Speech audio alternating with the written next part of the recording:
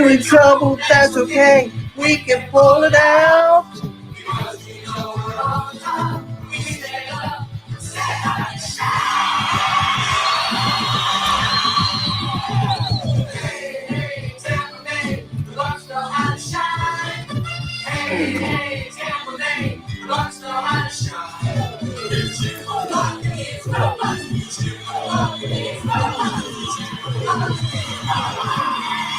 Oh, yes, and we are giving a cheer for our very beloved Tampa Bay Buccaneers as they are just one game away from reaching the NFC playoffs. But make sure my mic is on. Yes, it is. And 2 games away from possibly going to the Super Bowl, where no team has done it before, played in their home stadium. But it can happen. But a lot of things have to fall into place, and of course, over the next hour, we're going to do that for you as well. Glad you could join me on this edition of the Animals Football Insider. Yours truly, the Animal, coming at you from the great confines of West Des Moines, Iowa. Got some great guests joining us to talk about the game coming up this Sunday. Of course, Pat Donovan from 620 WDAE. He's going to give us about 15 minutes of his time, and we'll talk about that. And we'll also talk about the Florida Gators and giving like a recap on what happened during the course of 2020 season and what to expect in 2021. And we're going to do something different. Of course, we invite most people who cover the team as reporters. Tonight we're going to bring on a fan, get his perspective, and maybe give us an inside information or two on what's going on with this team. So obviously be sure to hang out, have a good time. We got the chat room open. My good friend Adam Neff is joining me as well. And maybe if Adam wants to, we'll talk to him, talk about what's going on with the Kansas City Chiefs as they get ready for their game this week. And of course, Adam wants to say be Chief. Yeah. We hear it before, okay. There you go. Well, we'll get into the Buccaneers in just a couple of minutes. But, of course, you all know by now the national championship game is over with. Alabama's won their seventh national championship under Nick Saban. And some people would say is he the greatest coach of all time in college football. He certainly has the most champions, national championships of all time. You got to give him that.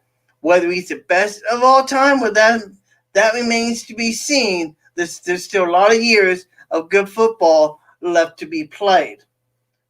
Somebody that knows a little bit about the SEC, knows a little bit about the Florida Gators, and some other things joins us here tonight on this edition as I get ready to bring him on. Let's see if I can pull this off here. Lucas Mann joins me here. Hey, Lucas, how are you, man? Okay, hang on here. Your mic is muted, buddy. I just unmuted it, so you're good. There you go. How are you doing, buddy? I'm doing pretty good. How are you doing? I'm doing just fine. 2020 season mercifully is finally over with. We can finally put 2020 to rest after the season that transpired. And as we take a look back on the Florida Gator season, it was mostly good to the last 3 or 4 weeks of the regular season. Yeah, if you would have told me we would go 8-4, I would have taken it. But if you would have told me we would go 8-4 and make the SEC championship, I definitely would have taken it. Yeah, I mean, exactly. And look, I mean, with the way the Florida Gators played against Alabama, I mean, and then the way Ohio State played, you got to figure maybe Florida should have been in the playoffs. But look, if you have 3 losses, you do not deserve to play in the national championship. I don't care who you are, you just don't deserve how to play. As we look back on the season, what was your 3 biggest takeaways you got from that season? The defense, Kyle Trask, and Kyle Pitts. Yeah, and I think that'll be a great assessment of that because if you look at what Kyle Pitts, the Kyle combination was just fantastic. And, I mean, probably one of 1-2 punches that we have seen in a long time.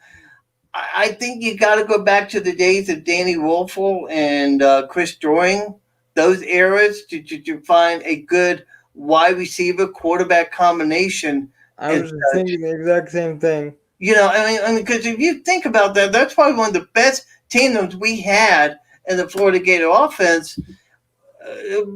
But yet the running game still has a lot to be desired. Yeah, What you know?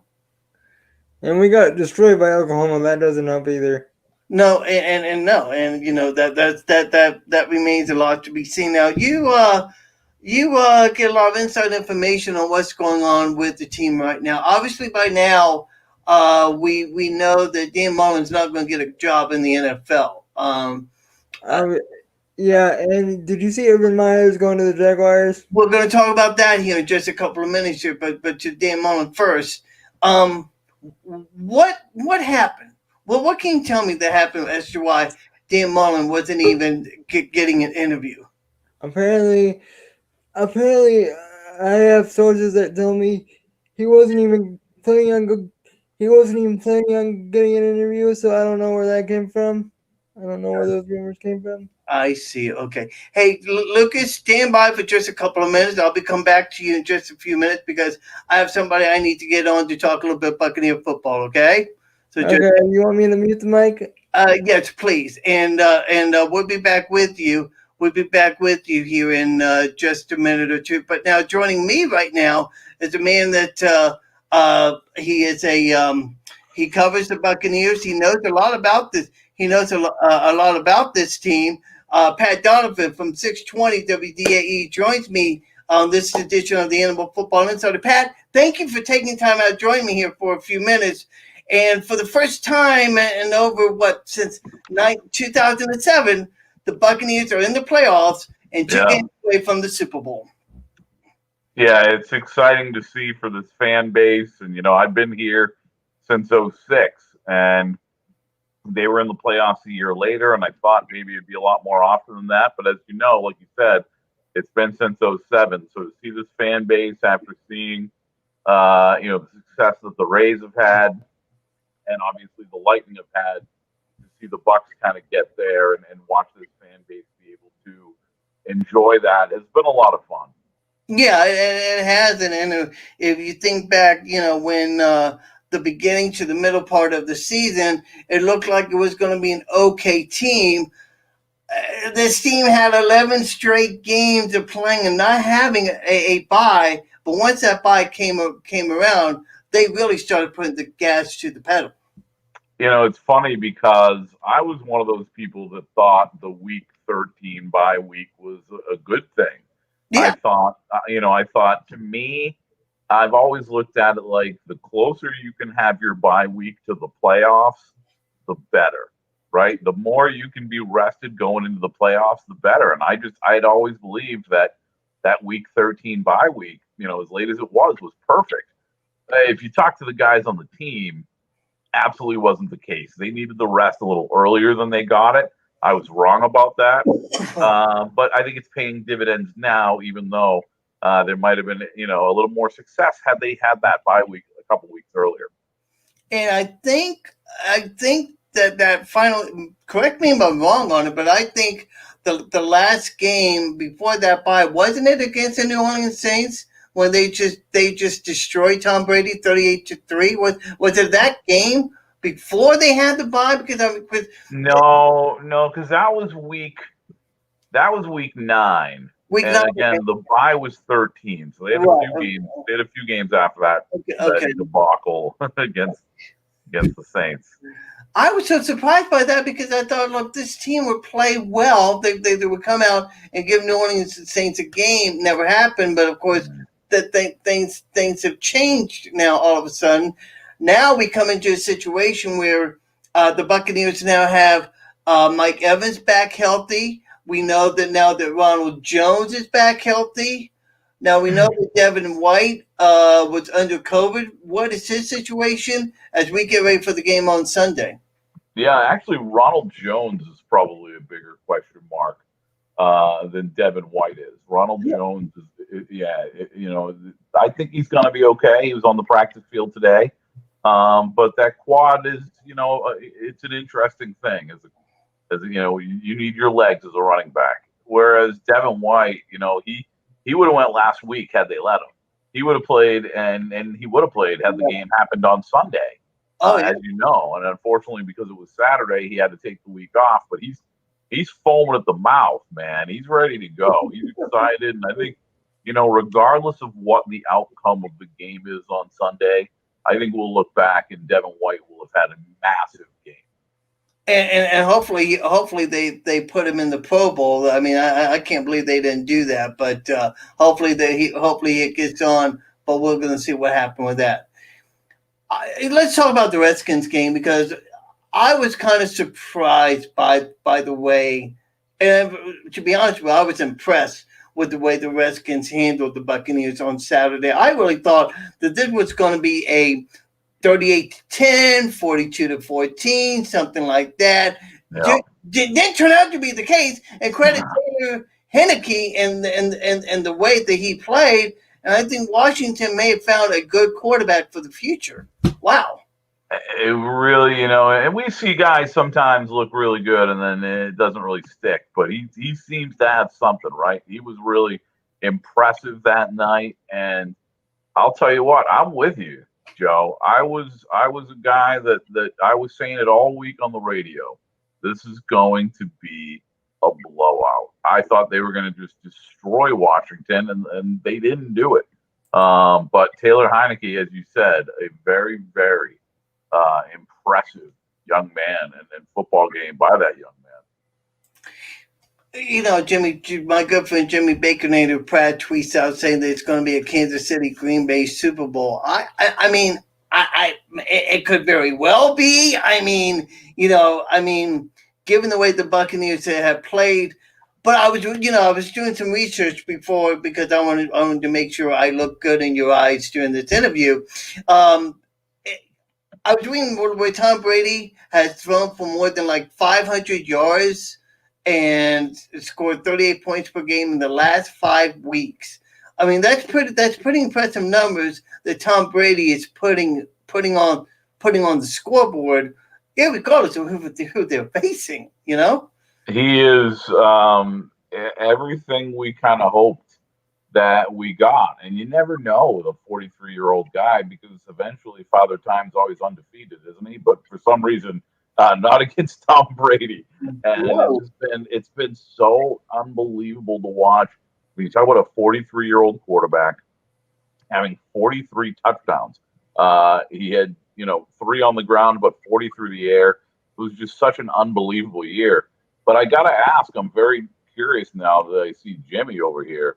Now, does he love bacon in general? Yes. Or is he really just a massive fan of the Baconator, the sandwich from Wendy's? Oh, no. Jimmy truly loves. Jimmy's truly a bacon fan. Make no mistake about it. That's Me too. Yeah, that's why we call him the Baconator, because he's a chef and he likes the cheese. So he's a great fan, and we have a team up here called the Iowa Barnstormers, who you may know because of who was it? The name would come to my mind. Are you in Iowa now? Yes, I am. I'm in Des Moines, Iowa now. Yes. All right. Well, I didn't know that. Well, see there during the show. That's how you know these things. So there you go. So as a matter of fact, I know a couple of your coworkers very well. Tom Krasnicki. You gotta say hi to him for me, along with Ronnie Night Train Lane. So when you see them, make sure you tell. We all know you from being in the press box with you, Joe. There you go. So I appreciate the fact that you remember me. So yeah. But then again, I could be a hard person to forget. So what can I say? What are you looking? What? I kind of feel like that this game on Sunday is going to be different. I mean, I don't see this New Orleans Saints team coming in and just blowing this team away. I mean, I look at this as being a very competitive fourth quarter, 5 minutes to go in the game type of deal. I don't know, but what do you think? I have trouble believing that it's going to be the kind of blowout that Week 9 was. They're doing too well recently when it comes to offensively. They've got to show me some things before I start really feeling good like they're going to win the game, because I'm not that confident that they're going to win the game. But I would be shocked. I would be absolutely shocked if they didn't show up on Sunday night the way they did that night back at Raymond James Stadium. I only went to 2 games this year because of the pandemic. Typically I go to every home game, in the press box. But this year I only got out to 2, and one of them was that damn game against the Saints, where I had to watch them lose 38-3. And listen to Bruce Arians talk about, zone coverage was the game plan.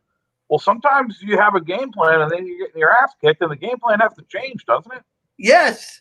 I mean, that's one of the criticism that's coming about with Arians not being able to change up the game plan and what have you. By the way, we were talking about Kurt Warner, who used to be with the Iowa Barnstormers when he played, and of course he won Super Bowl with the St. Louis Rams. We know that story, what happened there. So thanks to Jimmy Baconator Pratt for pointing that out to me. So I appreciate that.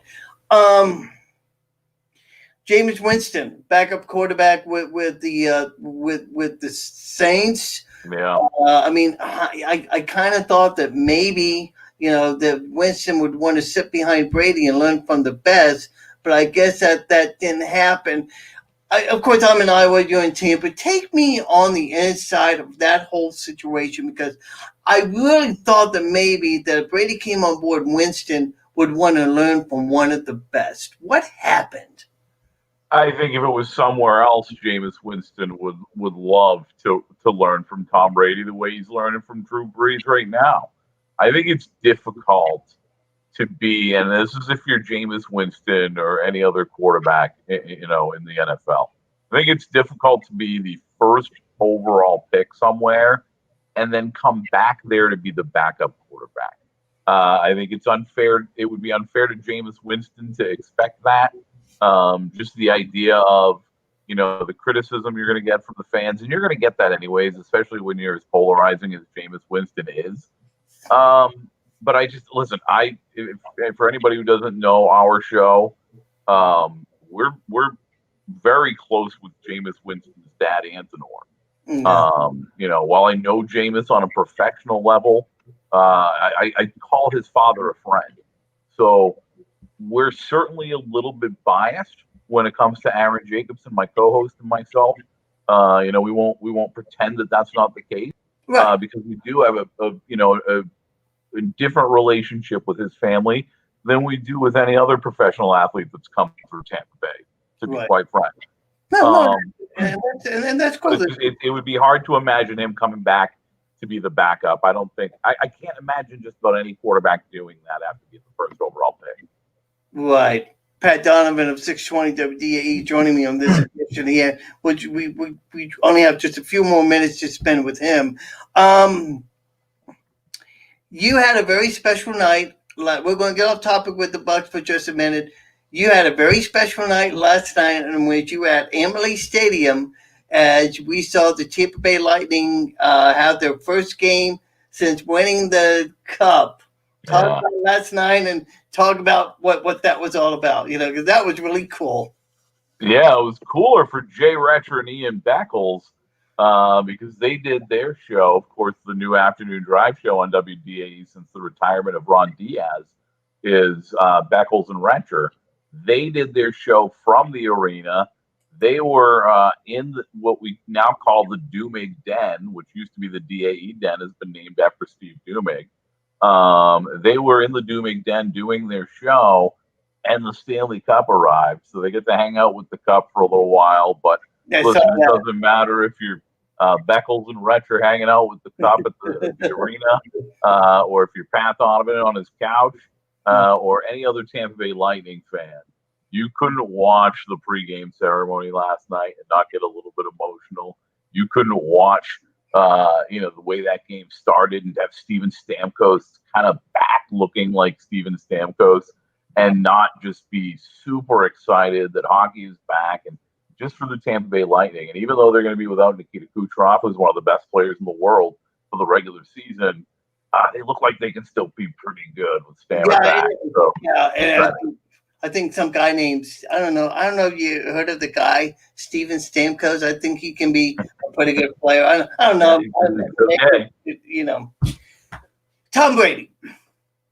Do you look at him as being a short-term deal for this team? And if so, who are they grooming for the future of this franchise? Is it going to be through the draft? Is it going to be through free agency? I mean, there's a guy out there named Kyle Trask who's a one heck of a great quarterback. I mean, give me your thoughts on that.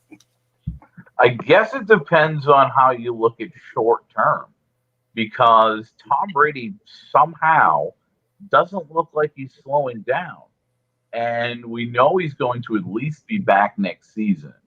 And there's a lot of thought that it could go beyond that by a year or even potentially 2 more years. And if he comes out next year and 43 touchdowns at 43 years old this year, he comes out next year and scores 44 touchdowns or has even another 40. It's going to be hard to imagine him walking away. I think he really is enjoying his time on this football team and doing some things differently than he did in New England. And I do believe if he can continue to produce, which every single thing he shows us is that he will, we may see him here another 3 or 4 years. And to me, as long as you do have Tom Brady, as long as he's going to make the opening day start for you the next season, I think every asset, whether it be a draft pick or whether it be a free agent signing, should be about winning right now. As long as you have Tom Brady, you have an opportunity to win right now. And Joe, you know how rare it is to win, period. Whether you're a Buccaneer fan or any other NFL team. Oh, right? I know. Even the best of them only have 6 or 7. So listen, you got to try to strike. And when you have Tom Brady, you got to try to strike. So to me, until he says he's done, you put every single dime, every single draft pick into winning right now. Right. I mean, so it should be pretty interesting to see what happens with there. Any inside information or anything that you can give us as we get ready to see this game Sunday afternoon? Anything you're hearing? We know today that Urban Meyer became the new head coach of the Jacksonville Jaguars. That was kind of expected. Are you hearing anything league-wise or with the Buccaneers that we should be keeping our eye on here in the next couple of weeks or anything? I mean, I'm not, I won't lie. I'm not really inside info guy. I get stuff every now and then, but it's never anything that important. But listen, I don't know. I don't know if I'm sold on Urban Meyer. I don't know if he can read. I don't know if he can lead grown men. I don't know if he can. I know. I mean, I'm kind of hesitant on that situation too. I mean, putting college coaches in the pros, that to me, that's not. I mean, college coach, stay there. I mean, you're going to find out what it's like to be in the pros. I think every guy's different, right? But I've been around Urban Meyer, and he just kind of struck me as a robot. And I don't know that works with grown men. It's one thing when you're coaching college kids and you can put your thumb on them, right? But it's a whole nother situation when they're grown men. And they're not going to let you put your thumb on them because they kind of run you now. I don't know if he's going to connect. I don't know if he's going to connect with NFL players. I just don't. I think that's a great point. And there was another college coach that did that years ago. I forget it, with Nick Saban. Hey, look, Nick went to LSU, then decided to go to Miami. Didn't work out there, so he knew his forte was football. Now he has 7 national championships. Probably one of the best. College coaches in the game, if not the best. I mean, that's something that will be debated for a long time to come. Hey, look, I know you got things going on there. I would love to have you back sometime if we have the opportunity. Thank you so much for joining me tonight. My good friend Andrew Levy, who's his dad used to work for the Buccaneers. So, hey, Andrew, I want to say hi to you as well. Pat, thank you so much for joining me. You have a great night, ma'am. Joe, we'll do it again. All right, thank you. Bye-bye. Pat Donovan from 620 WDAE. You can hear him on the Pat and Aaron show, and he does a great job. Let me go ahead real quickly for you guys, and let's give you the lineup for what's going to happen this weekend. Of course, it's going to start out on Saturday at 4:35 with the Rams facing the Green Bay Packers. That's going to be at 4:35 in Green Bay. You can see that game on Fox. Then at 8:15, it's going to be Baltimore versus Buffalo. That game will be on NBC. Then on Sunday, CBS will have the Browns and the Chiefs. Then followed by our game, Bucs and the Saints. That game will be at 6:40. You can watch that game on Fox. Now, of course, it's going to be a very interesting game to see how well this team plays.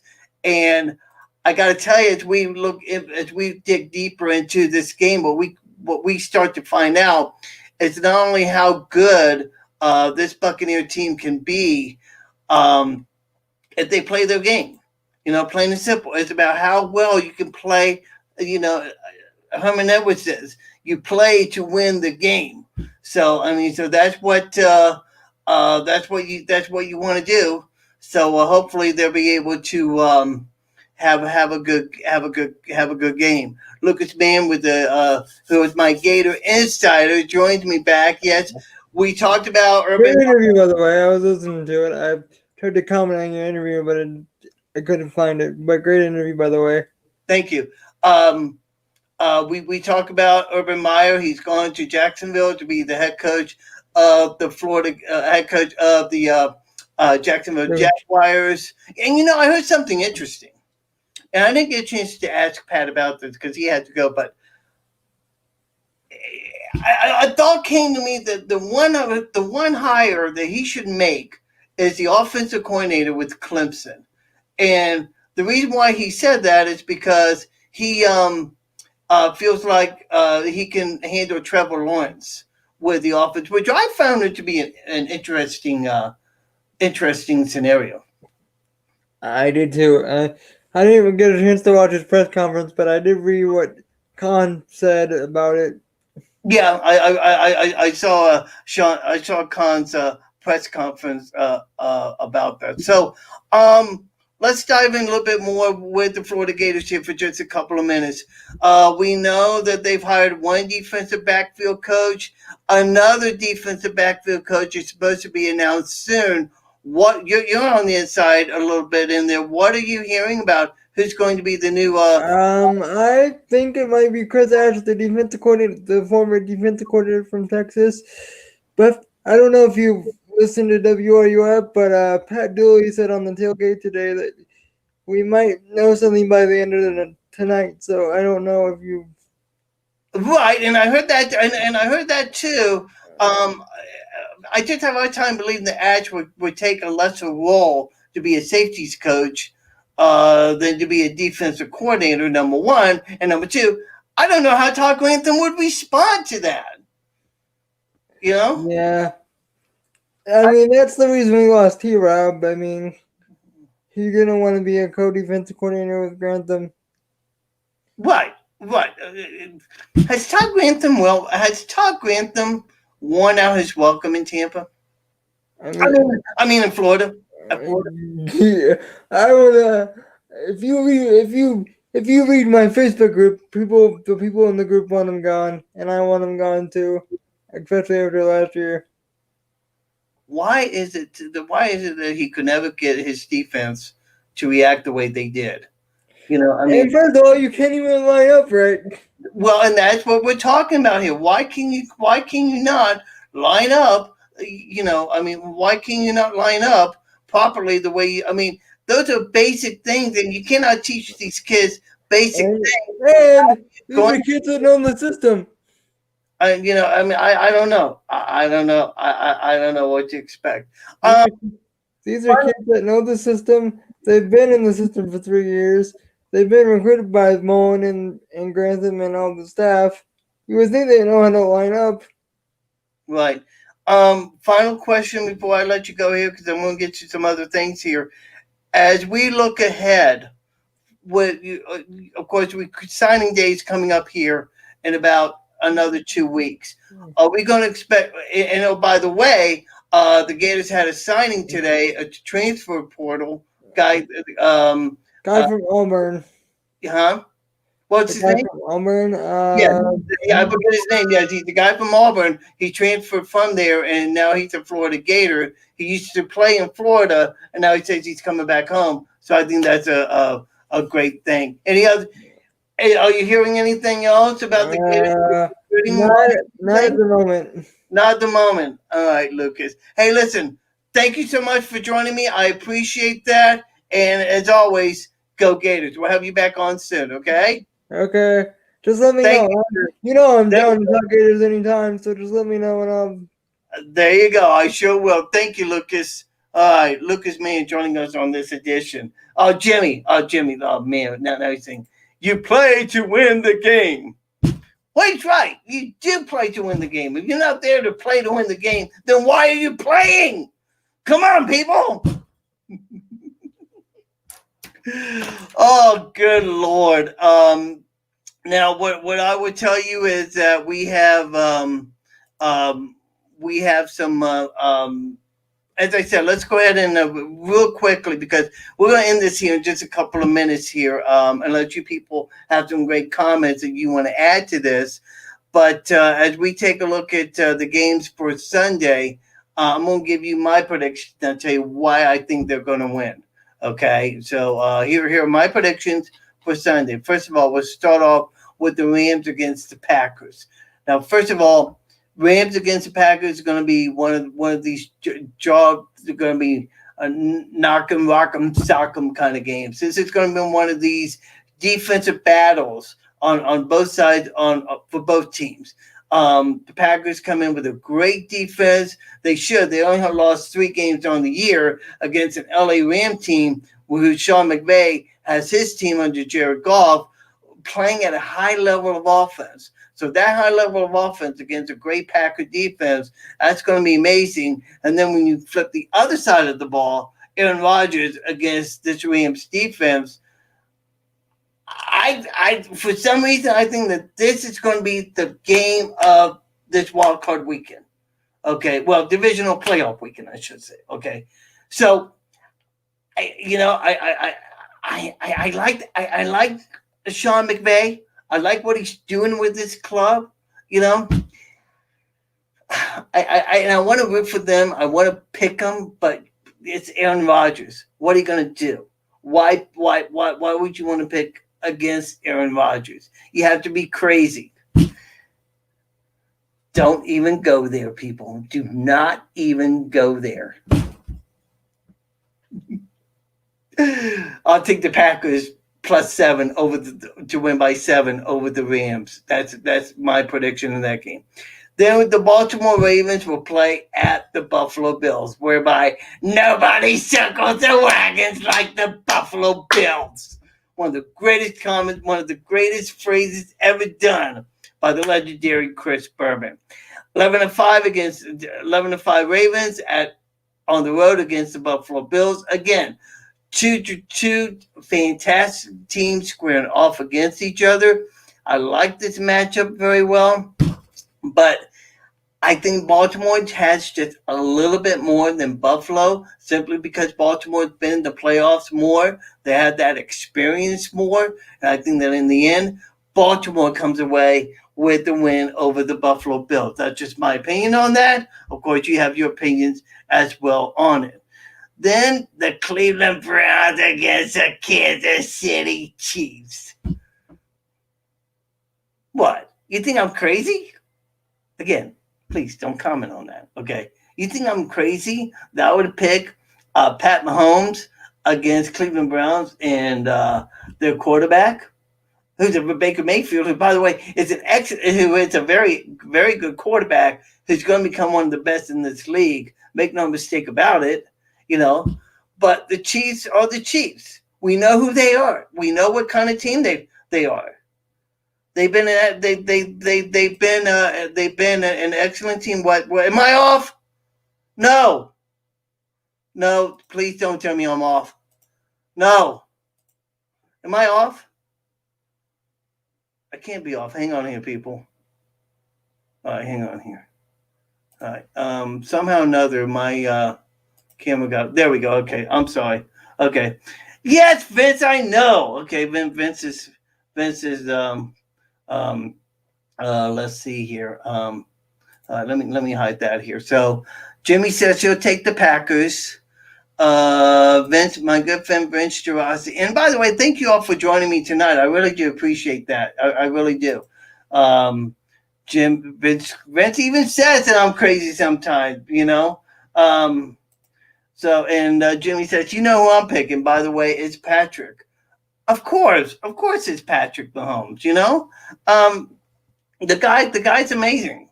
The guy does, I think, one of the premier, here's my take about Patrick. You want to know my feelings about Patrick Mahomes? I think he's the second coming of Tom Brady. Okay, I think that a guy like Patrick Mahomes is going to do more for Kansas City than anybody could ever imagine, especially with the league. Not just by the way he plays, but by the way he acts. Now, for those that don't know about Patrick Mahomes, we have a food chain up here called Hy-Vee, and Patrick Mahomes has done a few commercials for Hy-Vee, and the commercial is just outstanding. And from everything I've gathered and all the information about Patrick Mahomes, I hear nothing but excellent things. So yeah, I will. I'll take Mahomes in the Kansas City game.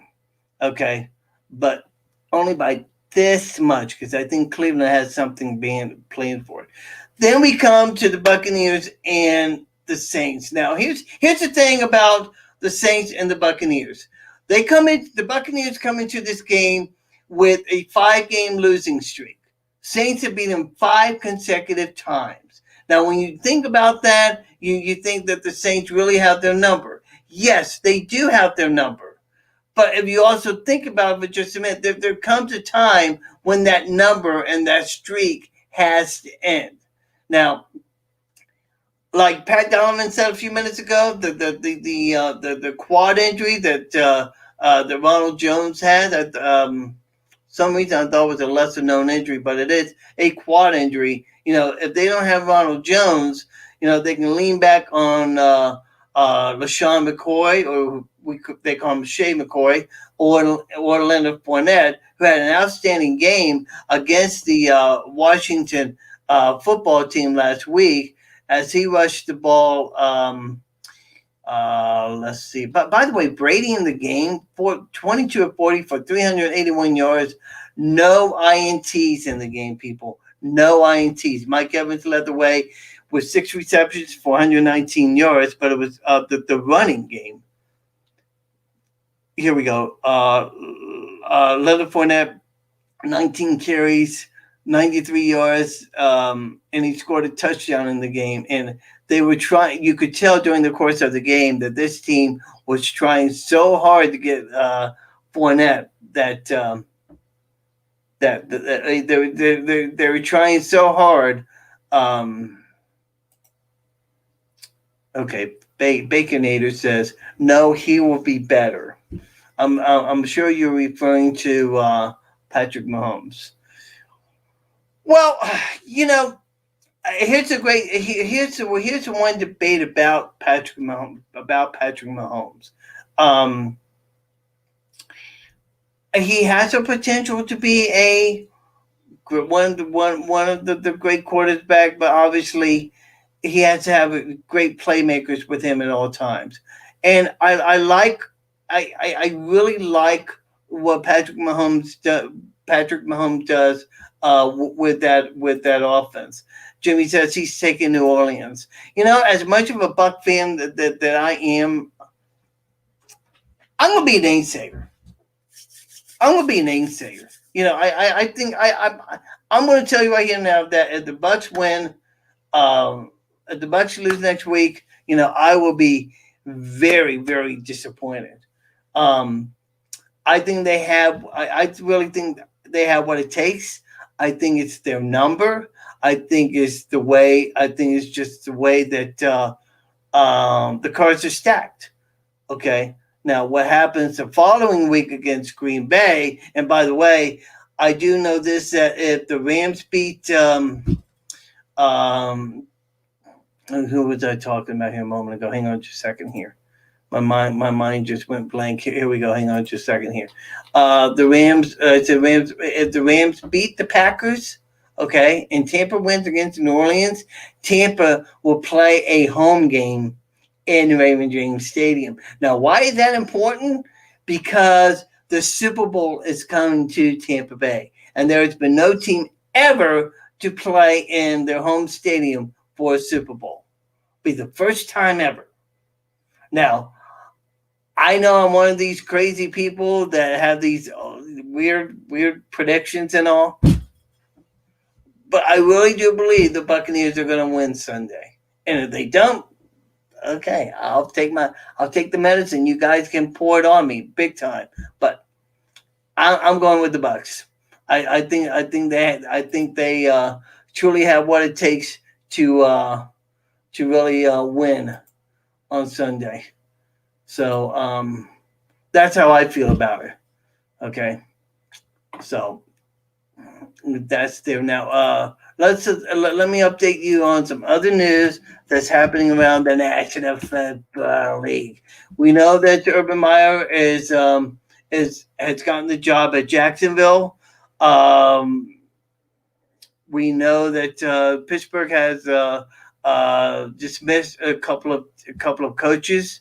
And also, here's one more other thing too that I found to be interesting: that Urban Meyer is going to hire the general manager of his team. Now, let that sink in. Let that sink in for just a minute, okay? Because I kind of believe that if you are a football coach, okay, that if you are a coach, you want somebody in there that can have an open mind. You don't want somebody that's going to be a yes person. What? What do you mean? Definitely won't happen this year. Oh, you mean the Bucs playing home? I don't know.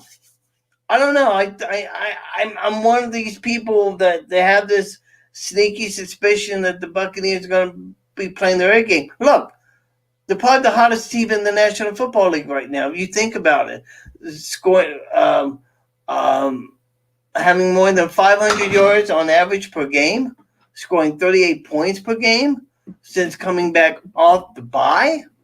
I mean, they are, make no mistake about it, they are the hottest team in the league. So why not? Why not can the Buccaneers win? Why not? Now, maybe against the Packers, that might be a different story there. But I truly believe that the Saints' luck is going to run out, and we could very well see Nick Foles play his last game. So, you know what I want to show you? Hang on just a second here. I'm going to show you something, and this is so cool. Okay, I'm going to see. I'm going to see if I can pull this up.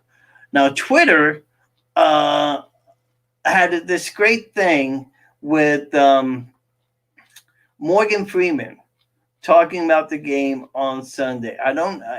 Please give me a couple of minutes here and let me scroll through it. What is that about? Okay, Jim Irsay talking about some things. I gotta find it here because it is so good. Hang on here. I know I can find it here by skip down here. Let's see here. Okay, come on. It's on Twitter, and it's so good. You know, I know I can find it here. Just give me a minute here. But Morgan Freeman does this great introduction, and the artists, the way they did it, have Tom Brady and Drew Brees in beards.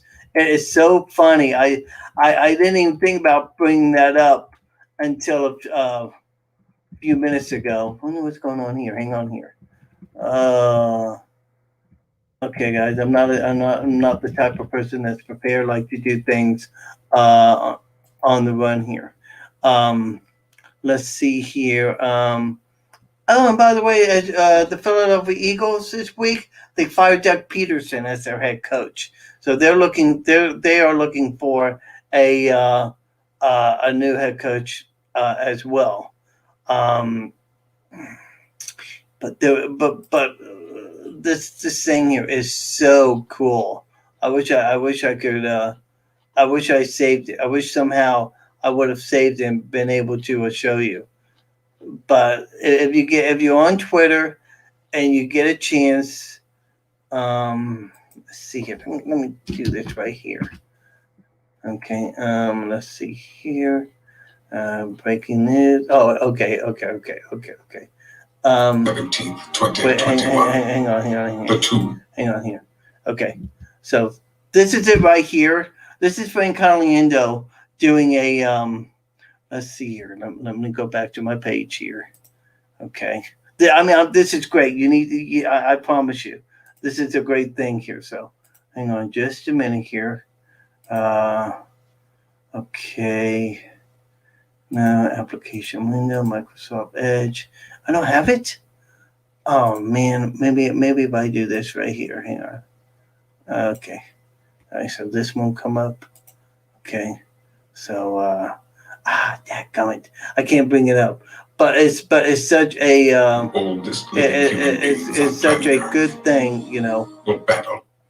Oh man, you serious? I can't bring this up. Hang on here. Let me see if I can bring it up. I mean, it's so good. Hang on. Okay, I got it here. So yeah. This is really a cool thing. So this is Morgan Freeman. Okay. Now, okay, this is it right here. I'm gonna blow it up here and let y'all hear this. Hang on. Here we go. On January 17th, 2021, the two oldest living human beings on planet Earth will battle for the opportunity to play in the NFC Championship, which will probably be in Green Bay against that nice young man, Aaron Rodgers. But for now, it's Great Grandpa Drew and the New Orleans Saints versus the Big Bang himself, Tom Brady and the Tampa Bay Buccaneers. Only on history. Oh, I did so great! That was Frank Caliendo imitating Morgan Freeman. So and the artistry done in that was just so cool. Okay, Jimmy, I want you to elaborate on something here while I was scrolling here because she says blows my mind is that Meyer is capable of doing that. All right, what do you mean by doing that? What do you mean by that? Please explain. I mean, I would love to get your take on what you're talking about with Urban Meyer. And then keep on thinking. And I talked to Pat Donovan as Jimmy types out his response here in just a minute here. Keep one thing in mind about what Pat Donovan said, that a lot of teams, these college coaches, are not very successful in the National Football League. I mean, I would like to, in fact, that's something I would love to do a Google search here. Last college coach. Let's see if I can type.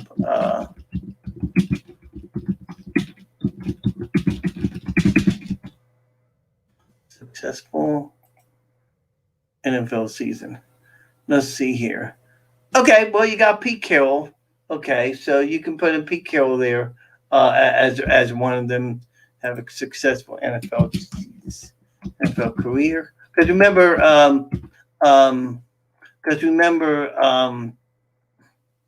line coaches. Let's see, Tom Coughlin, Chip Kelly, Barry Swisher. I mean, not very many people have been successful in the college ranks. Revive diving. Okay. So to Jimmy's point, he's saying that it blows my mind that Meyer's capable of reviving a dying franchise. Well, normally you would be right on that assessment, but here's the thing about that. Okay, Urban Meyer will bring in a lot of fans. He'll bring in be able to fill the stadium with fans, given the fact that we're finally out of this COVID mess. Once COVID gets done and everything, and sure, and I'll be honest with you, yes, it is going to pass us by sooner or later, but um, once it does, those fans are going to come in leaps and bounds to see a team with not only Urban Meyer, but their new quarterback and a guy by the name of Trevor Lawrence, who most people believe that's just going to be the quarterback, the face of the franchise. And if he's not, then Jacksonville's got to live with that because I'm not convinced. Well, and that's what we go back to, you know. You know what? I got it now. Bing! Give me a few minutes here, okay. And what Jimmy's talking about that blows his mind that Meyer is capable of hiring his own general manager, and he's right. You want somebody in there, number one, that knows what he's doing. Number two, is not afraid to say no. Okay, you don't want a yes man, but who knows, And Jimmy's right. They do not have a decent quarterback. Gardner Minshew is not going to be the franchise's future. Okay, I'm sure that Nick Foles is not going to be the future of the franchise. So you gotta wonder where they're gonna go. And Trevor Lawrence, to me, appears to be the guy in Jacksonville who could very well, take them off to a championship. Now, how does that happen? We're obviously gonna find out in the draft. So of course. Well, and that's what we go back to. Not very many people are successful in the National Football League. Pete Carroll was probably the lone example of being successful in the National Football League coming out of college. Remember, he was coaching at USC. So I think that for Meyer, he has a rude awakening ahead of him. I mean, just think about it for just a minute. What am I saying? I mean, I can relate to that. Okay, the Tampa Bay Buccaneers. We had a coach that wasn't very good, and some guy named Lehman Bennett who was horrible. So what does the owner back then, Hugh Culverhouse, do? He goes to Alabama and nabs Ray Perkins. Okay, who comes down to Tampa and was not successful, especially with the quarterback like Vinny Testaverde. I mean, if anybody knows about college coaches not being able to have a great transition to the league, there you go. There's my prime example, right then and there. So that's kind of my 2 cents on that. So I think Meyer has a colossal, major overhaul project on his hands. And hey, if he does it, that's great. But I personally, I don't see Urban Meyer there no more than 2 years. I think his health is going to get the best of him. And I think before too long, within 2 years, I see him out. Could be wrong, but that's my thinking on that. Again, we have great football action this weekend. Also, before we get out of here, let's see. Let's see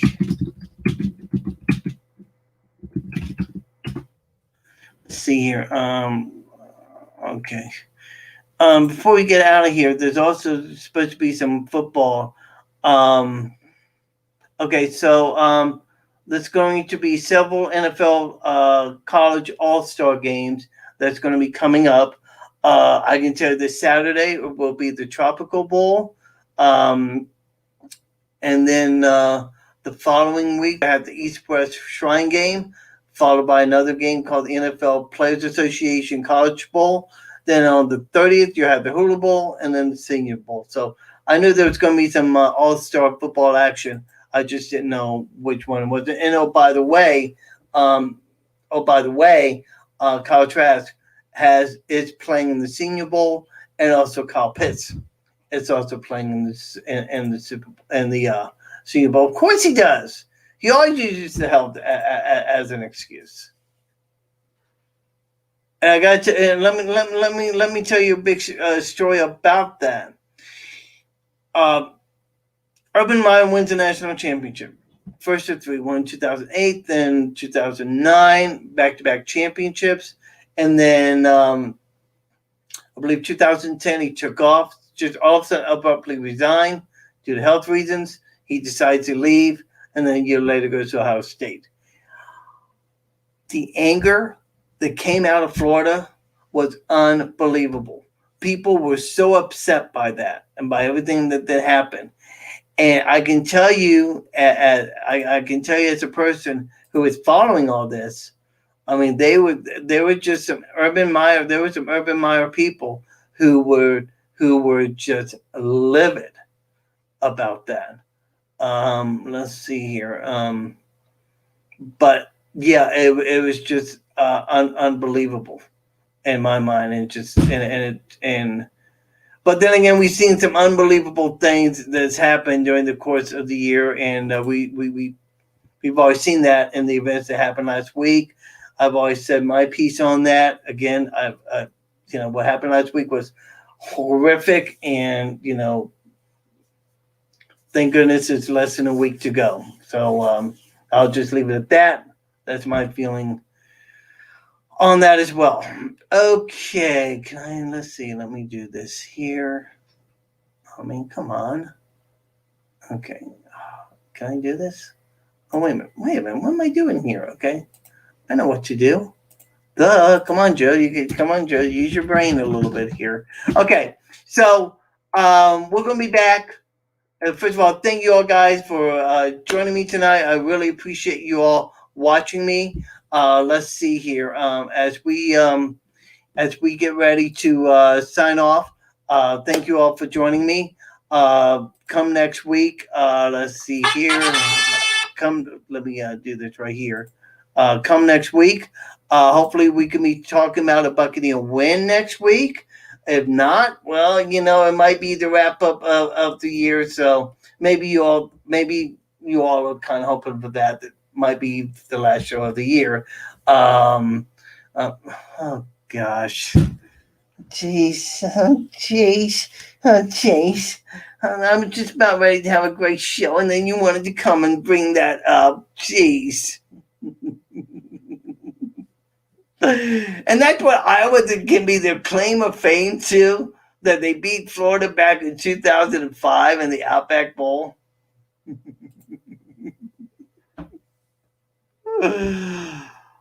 Oh, good Lord! What's going to happen next? People, what is going to happen next? It's just amazing to me. But I love Jimmy. I just love Jimmy Bacon. I just love the Baconator. Great guy as always. Adam Nev, Vince Gerasi, all you people joining me here tonight. I appreciate it and all. And let's see here. So as we get ready, so I'm gonna bring this up here, and then I'm just gonna let's see here. Just do exit full layout. I just want to do one shot here, okay? Because I have a thing that I want to do here. All right, so let's see. Yes, continue to follow the playoffs. Let's see here. Yes, Urban was the coach back in 2005. In fact, that was his. I believe, if I'm not mistaken, I think that was first year. So, so you think so, Jimmy? So you believe I think I should have my show throughout the course of the playoffs? Get response to that here in just a minute. I mean, if y'all want to continue this to the playoffs, yeah, and we have great conversation, talk about the playoffs and talk about what's going on with the recruiting class coming up and all. I mean, we can do that if you want to. Just shoot me just shoot me a message here. Tell me what you all want to see during the course of the football season. Again, great week of action. It's going to be exciting. It's going to be tremendous. As we get ready to sign off, thank you all for joining me here tonight. God bless. Jimmy says yes, he wants to continue through the playoffs. We'll see what happens during the course. Hopefully, the Pewter Cowboys will have a win on Sunday. Thank you all for joining me as we get ready to sign off. The song that started all this is the song we're going to end it. It's a classic Buccaneers song that we as fans had during the 70s and the 80s.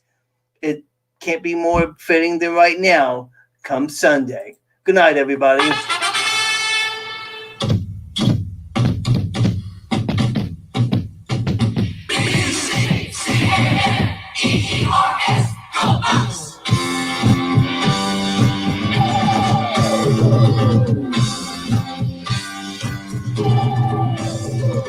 Hey, hey, Tampa Bay, let's know how to shine. I know. There you go. We need to get together, Jimmy. You, me, the Vince Meister. Get all together. Stand up and shout. Hey, hey, Tampa Bay, Bucs know how to shine. Hey, hey, Tampa Bay, Bucs know how to shine. Give a cheer for the Buccaneers. Go Bucs! Go Bucs! See you all next week. Good night, everybody. God bless. Stay safe. And go Gators.